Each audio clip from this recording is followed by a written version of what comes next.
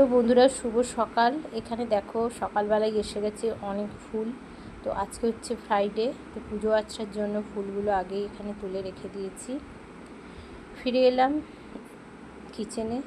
তো সকালবেলার এখানে দেখতেই পাচ্ছ চা, আর দুপুরের লাঞ্চ মেনুর জন্য এখানে বসিয়ে দিয়েছি কিন্তু ভাত।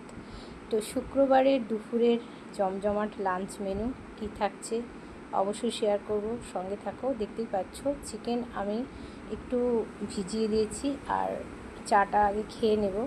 তো সকালের আর দুপুরের মিলিয়েই কিন্তু আমি ব্লগটা শ্যুট করেছি। তো যাই হোক, চিকেনটা একটু ম্যাগনেট করে নিয়েছি। আজকে দুপুরের জমজমাট একটা লাঞ্চ মেনু থাকছে।